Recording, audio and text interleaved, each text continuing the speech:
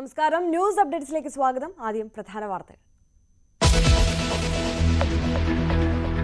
+2-ന് 78.69% വിജയം. കഴിഞ്ഞ വർഷത്തേക്കാൾ 4.26% കുറവ്. കൂടുതൽ വിജയം എറണാകുളത്ത്, കുറവ് വയനാട്ടിൽ. 63 സ്കൂളുകളിൽ 100% വിജയം. വൊക്കേഷണൽ ഹയർ സെക്കൻഡറിക്ക് 71.42% വിജയം.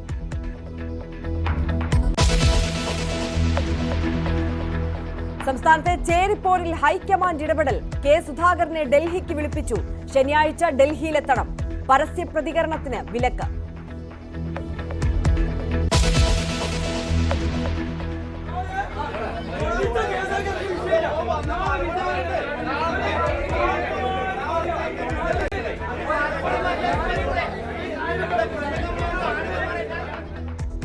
തുടർച്ചയായ രണ്ടാം ദിവസവും യാത്രക്കാരെ വലച്ച് എയർ ഇന്ത്യ ജീവനക്കാരുടെ സമരം.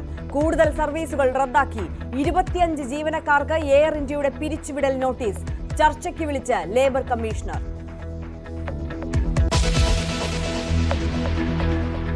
തിരുവിതാംകൂർ ദേവസ്വം ബോർഡിന്റെ ക്ഷേത്രങ്ങളിൽ അരളിക്ക് വിലക്ക്. പൂജയ്ക്കിനി അരളിപ്പൂവ് പാടില്ല. തീരുമാനം ദേവസ്വം ബോർഡ് യോഗത്തിൽ. സംസ്ഥാനത്ത് കനത്ത ചൂട് തുടരും. ആലപ്പുഴയിൽ ഉഷ്ണതരംഗ സാധ്യത. വയനാട്ടിലും ഇടുക്കിയിലും ഒഴികെ ഉയർന്ന താപനില തന്നെ.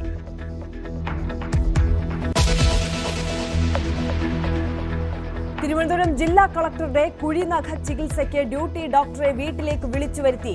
പ്രതിഷേധവുമായി ഡോക്ടർമാർ. കളക്ടർക്ക് ഫ്യൂഡൽ മനോഭാവമെന്ന് KGMOA.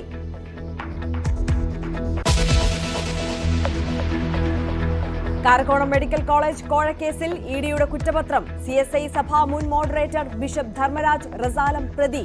College director doctor Bennet Abraham, സഭാ മുൻ സെക്രട്ടറി TT പ്രവീൺ എന്നിവരും പ്രതികൾ.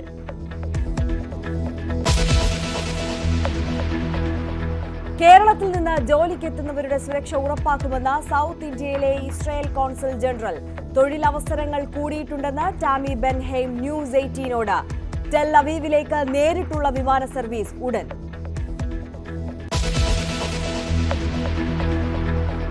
ബിലീവേഴ്സ് ഈസ്റ്റേൺ ചർച്ച് അധ്യക്ഷൻ KP യോഹന്നാന്റെ സംസ്കാരം തിരുവല്ലയിൽ. സഭാ സിനഡിന് ശേഷം തീയതിയും സമയവും തീരുമാനിക്കും.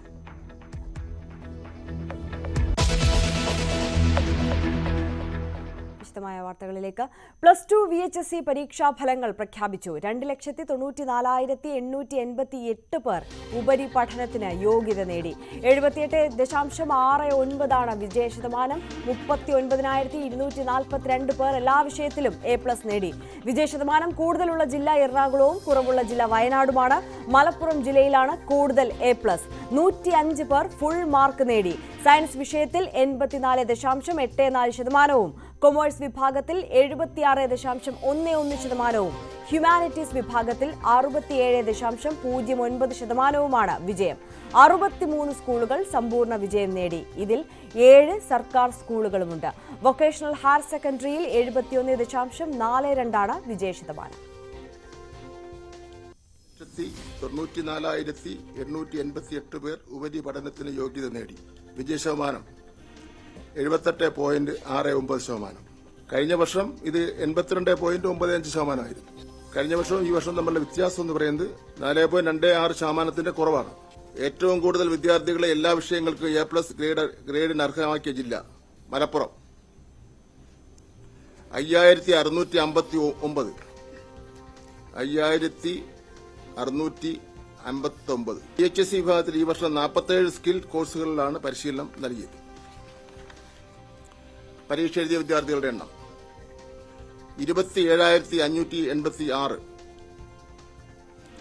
ഉപരിപഠനത്തിന് യോഗ്യത നേടിയവർ 19,702.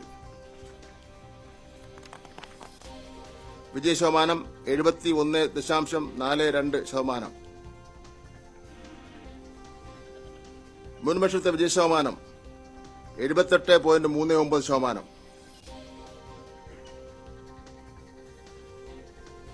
വിജയശതമാനത്തിലെ വ്യത്യാസം 6.97%.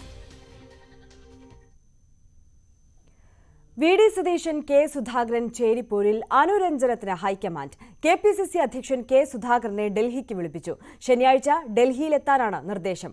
മാധ്യമങ്ങളോട് പരസ്യ പ്രതികരണം നടത്തരുതെന്ന് നേതാക്കൾക്ക് ഹൈക്കമാൻഡ് മുന്നറിയിപ്പ് നൽകിയിട്ടുണ്ട്.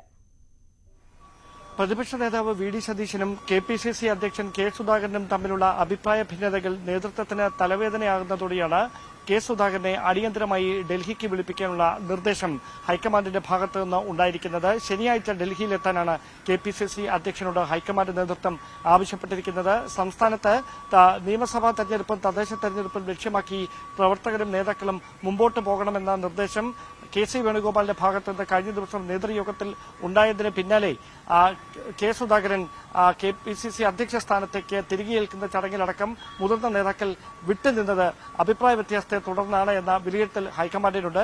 ഈ ഒരു സാഹചര്യത്തിൽ നേതാക്കൾക്കിടയിൽ അഭിപ്രായ ഭിന്നത തുടർന്നാൽ അത് പ്രവർത്തകർക്കിടയിൽ ആശയക്കുഴപ്പം സൃഷ്ടിക്കുമെന്ന വിലയിരുത്തലിന്റെ കൂടി അടിസ്ഥാനത്തിലാണ് KPCC അധ്യക്ഷനെ അനുരഞ്ജന നീക്കങ്ങളുടെ ഭാഗമായി അടിയന്തരമായി ഡൽഹിക്ക് വിളിപ്പിച്ചിരിക്കുന്നത്.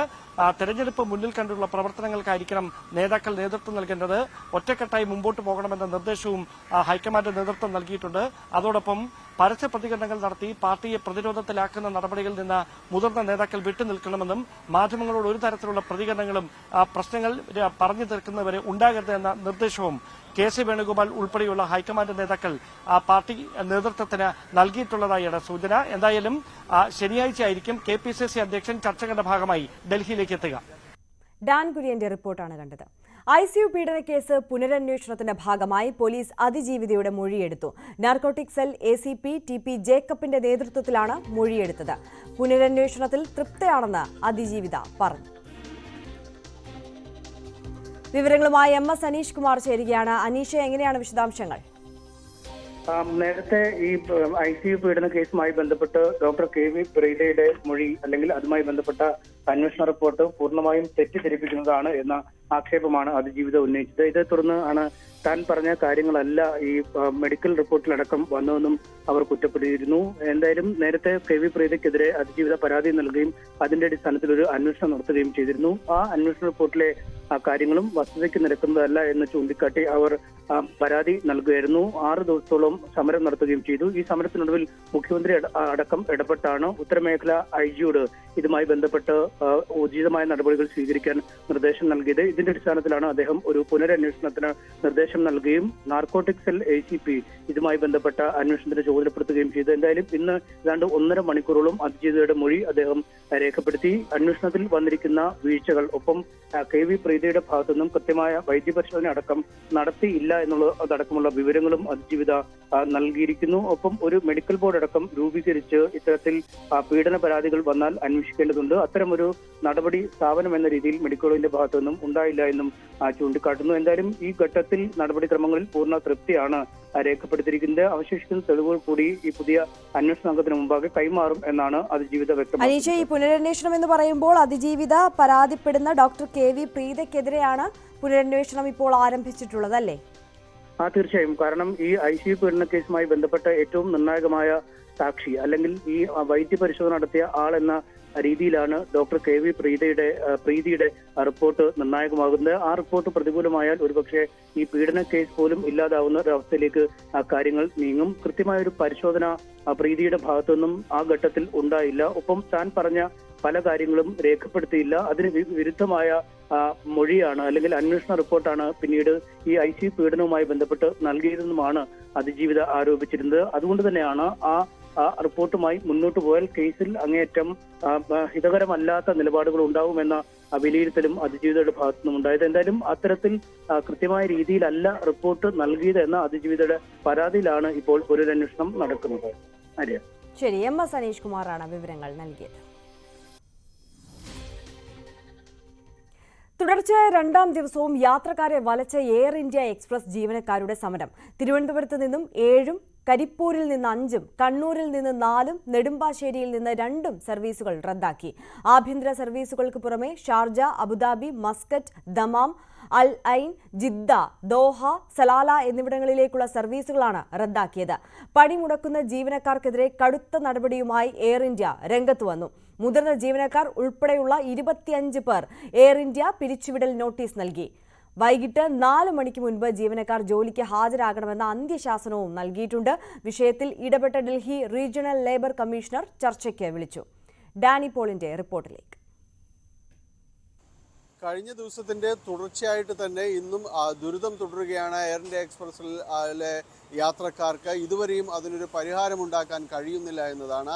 ഇന്ന് സംസ്ഥാനത്ത് ഇതുവരെ ഏതാണ്ട് 20ഓളം സർവീസുകളെ സമരം ബാധിച്ചിട്ടുണ്ട് എന്നതാണ്. കൊച്ചിയിൽ നിന്ന് നെടുമ്പാശ്ശേരിയിൽ നിന്ന് രാവിലെ പുറപ്പെടേണ്ടിയിരുന്ന 2 വിമാനങ്ങൾ റദ്ദ് ചെയ്തിരുന്നു. ഒന്ന് മസ്കറ്റിലേക്കുള്ളതായിരുന്നു, രാവിലെ 8 മണിക്ക് പുറപ്പെടേണ്ടതായിരുന്നു. മറ്റൊന്ന് കൊൽക്കത്തയ്ക്കുള്ള വിമാനമായിരുന്നു. ഇതും റദ്ദ് ചെയ്തിട്ടുണ്ട്. ഇത് നേരത്തെ തന്നെ അറിയിപ്പുകൾ ലഭ്യമാക്കിയിരുന്നതുകൊണ്ട് യാത്രക്കാർക്ക് വിമാനത്താവളത്തിലേക്ക് എത്തേണ്ട ഒരു സാഹചര്യം ഉണ്ടായിരുന്നു. ഇന്നലെ ഇത്തരം ഒരു സംവിധാനവും ഇല്ലായിരുന്നതുകൊണ്ട് തന്നെ കൂടുതൽ യാത്രക്കാർ വലയുന്നൊരവസ്ഥയാണ് ഉണ്ടായത്. അതോടൊപ്പം ഇന്ന് കരിപ്പൂരിൽ എയർ ഇന്ത്യ എക്സ്പ്രസ് വിമാനങ്ങൾ 5 സർവീസുകളാണ് റദ്ദ് ചെയ്തിട്ടുള്ളത്. Al Ain, Jeddah, Doha, Salalah, Riyadh എന്നിവിടങ്ങളിലേക്കുള്ള സർവീസുകൾ റദ്ദ് ചെയ്തതായിട്ട് അറിയിച്ചിട്ടുണ്ട്. തിരുവനന്തപുരത്ത് ആഭ്യന്തരവും അതോടൊപ്പം തന്നെ രാജ്യാന്തരവുമായി 7 സർവീസുകളാണ് ഇന്ന് റദ്ദ് ചെയ്തതായിട്ട് അറിയിച്ചിട്ടുള്ളത്. കണ്ണൂരിലേക്ക് വരുമ്പോൾ കണ്ണൂരിൽ 4 സർവീസുകൾ റദ്ദ് ചെയ്തു. ഷാർജ, അബുദാബി, മസ്കറ്റ്, ദമാം സർവീസുകളാണ് ഇന്ന് ഇല്ല എന്ന് ജീവനക്കാരുടെ സമരം മൂലം ഇത് റദ്ദ് ചെയ്തതായിട്ട് പ്രഖ്യാപിച്ചിട്ടുള്ളത്. എന്തായാലും ഈ സമരം തുടരുന്നു. യാത്രക്കാരുടെ ദുരിതവും ഏറുന്നു എന്നതാണ്. പലർക്കും വളരെ അടിയന്തരമായിട്ട് തന്നെ അവരുടെ ജോലി സ്ഥലങ്ങളിൽ എല്ലാം തന്നെ എത്തേണ്ടതാണ്. പക്ഷേ ഇതുവരെയും അതിനുള്ളൊരു ബദൽ സംവിധാനം ഒരുക്കി കൊടുക്കാൻ അവർക്ക് എയർ ഇന്ത്യക്ക് കഴിയുന്നില്ല എന്നതാണ് നിലവിലത്തെ ഒരു സാഹചര്യം. ടിക്കറ്റുകൾ പുനഃക്രമീകരിക്കാമെന്ന് പറയുമ്പോൾ അത് എയർ ഇന്ത്യ എക്സ്പ്രസിൽ തന്നെ മറ്റു ദിവസങ്ങളിലേക്ക് ക്രമീകരിക്കുമ്പോൾ ഈ സമരം തുടരുകയാണെങ്കിൽ അത് പിന്നെയും അനിശ്ചിതത്വത്തിലാവും. പണം തിരികെ നൽകാം എന്നതാണ് മറ്റൊരു ഉപാധി പറയുന്നത്. എന്തായാലും ഈ പ്രതിസന്ധി ഇപ്പോഴും തുടരുന്നു. ഡാനി പോളിന്റെ റിപ്പോർട്ടാണ് കണ്ടത്. മറ്റു വാർത്തയിലേക്ക് കടക്കുമ്പോൾ രാഷ്ട്രീയ പ്രതിസന്ധി തുടരുന്ന ഹരിയാനയിൽ വിശ്വാസ വോട്ട് നടത്തണമെന്ന ആവശ്യവുമായി JJP. ഇക്കാര്യം ആവശ്യപ്പെട്ട് ദുഷ്യന്ത് ചൌട്ടാല ഗവർണർക്ക് കത്ത് നൽകി. സർക്കാരിന് ഭൂരിപക്ഷം നഷ്ടമായെന്നും ഗവർണർ ഇടപെടണമെന്നുമാണ് കത്തിലെ ആവശ്യം. കോൺഗ്രസ് അവിശ്വാസ പ്രമേയം കൊണ്ടുവന്നാൽ പിന്തുണയ്ക്കുമെന്നും ദുഷ്യന്ത് വ്യക്തമാക്കിയിട്ടുണ്ട്. എന്നാൽ കോൺഗ്രസ് അവിശ്വാസ പ്രമേയം കൊണ്ടുവന്നില്ലെങ്കിൽ EDയെയും CBIയെയും പേടിച്ചിട്ടായിരിക്കുമെന്നും ദുഷ്യന്ത് ചൌട്ടാല പരിഹസിച്ചു. ഇടവേള.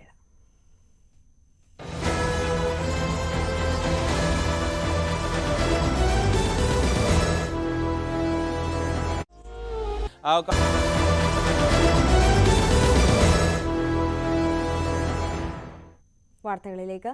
സംസ്ഥാനത്ത് കനത്ത ചൂട് തുടരും. വയനാട്, ഇടുക്കി ഒഴികെയുള്ള ജില്ലകളിൽ ഉയർന്ന താപനില തുടരുമെന്നാണ് മുന്നറിയിപ്പ്. ആലപ്പുഴ ജില്ലയിൽ ഉഷ്ണതരംഗ സാധ്യതയും നിലനിൽക്കുന്നുണ്ട്. ജില്ലയിൽ യെല്ലോ അലർട്ട് പ്രഖ്യാപിച്ചു.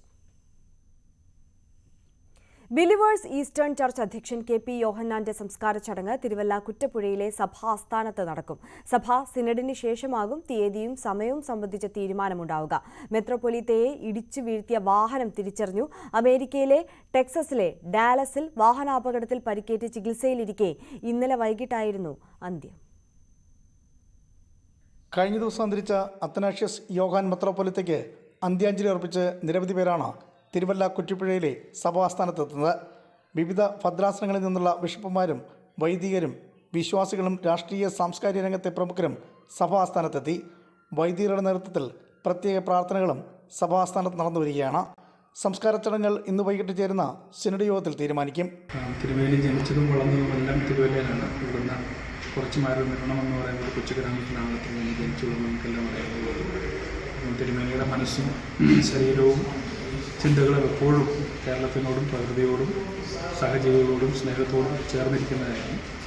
അപ്പോൾ അതുകൊണ്ട് തന്നെ തിരുമേനി അന്ത്യവിശ്രമം കൊള്ളുന്നതും ഇവിടെ ആയിരിക്കണമെന്ന് ഞങ്ങൾക്കെല്ലാം നിർബന്ധമാണ്. നടപടിക്രമങ്ങൾ പൂർത്തിയാക്കി ഭൗതികദേഹം അമേരിക്കയിൽ നിന്ന് നാട്ടിലേക്ക് എത്തിക്കാനുള്ള ശ്രമം നടന്നു വരികയാണ്. 2 ദിവസം മുമ്പ് അമേരിക്കയിലെ ഡാലസിൽ വെച്ച് പ്രഭാത സവാരിക്കിടെയാണ് മെത്രോപൊലിത്തയ്ക്ക് വാഹനമിടിച്ച് പരിക്കേറ്റത്. ആശുപത്രിയിൽ ചികിത്സയിലിരിക്കെ ഇന്നലെ വൈകിട്ടായിരുന്നു മരണം. News 18 Pathanamthitta. Thiruvananthapuram Karakonam medical college കോഴക്കേസിൽ കുറ്റപത്രം സമർപ്പിച്ച് ED.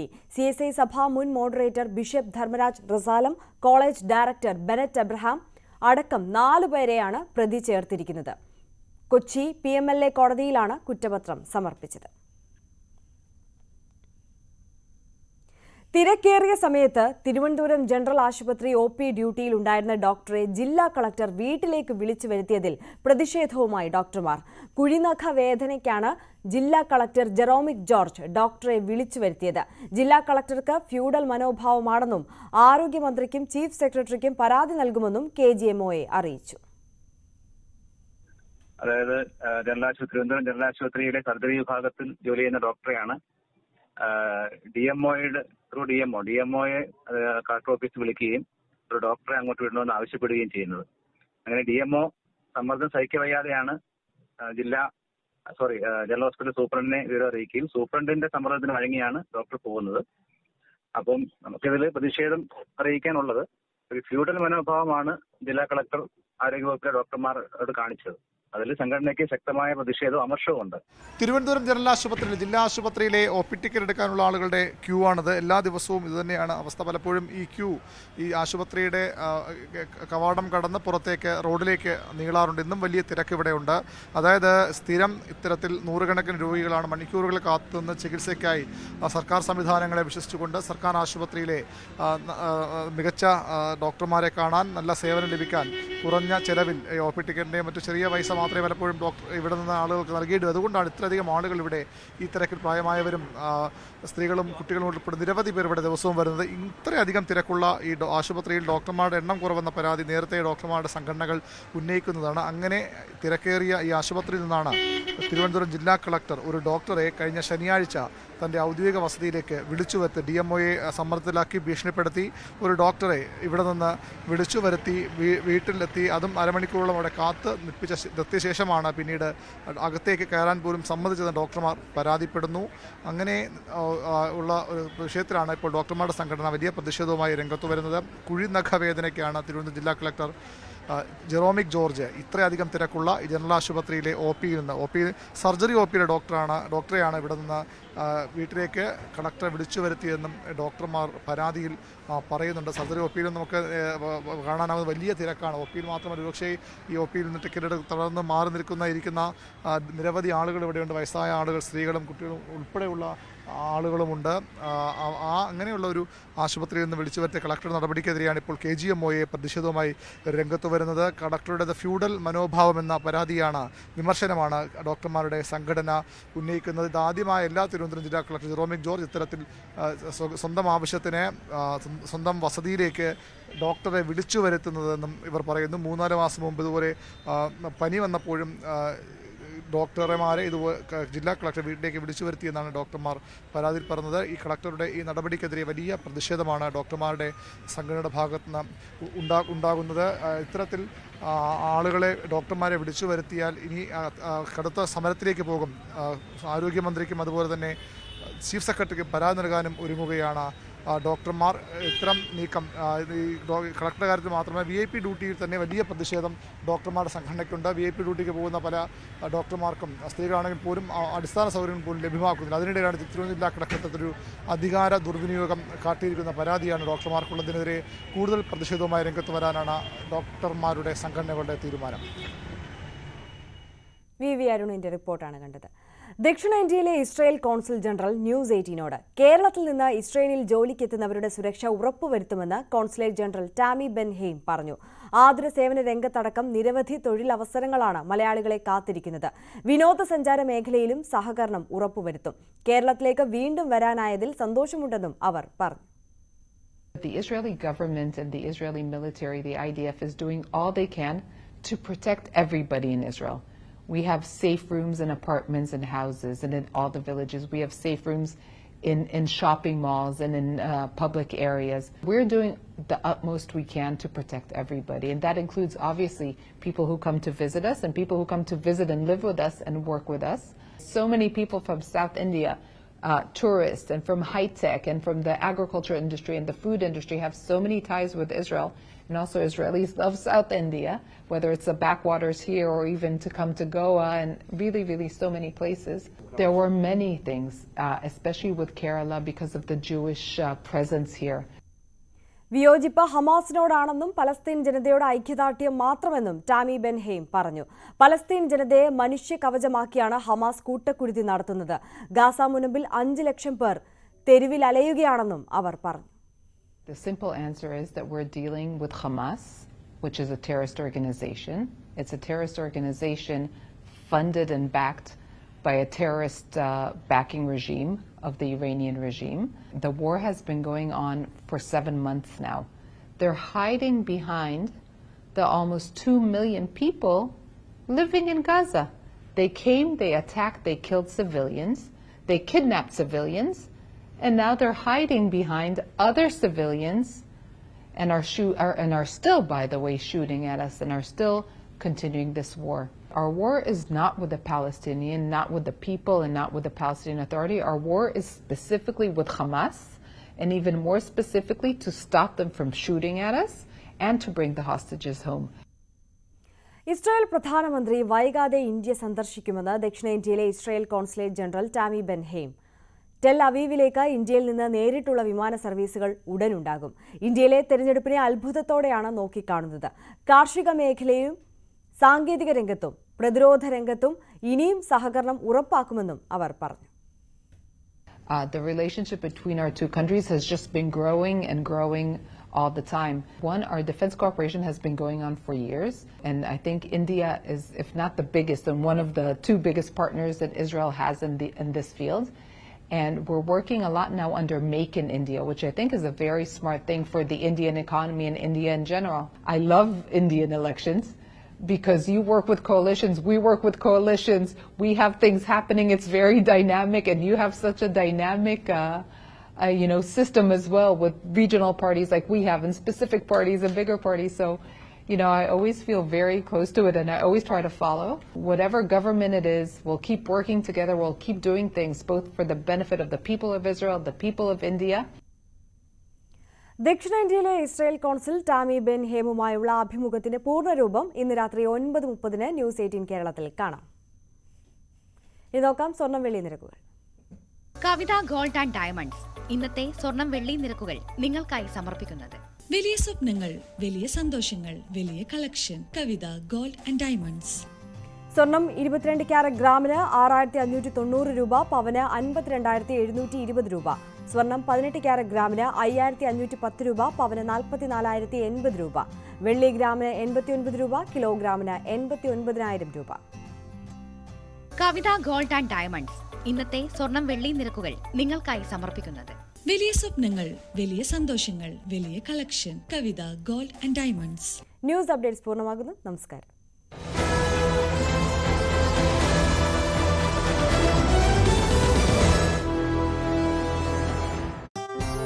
നടപടിയിലേക്ക് ജീവനക്കാർ കടക്കുകയും ചെയ്തത്. അതുകൊണ്ടാണ് കമ്പനിയെ ഇപ്പോൾ ചൊടിപ്പിച്ചത്.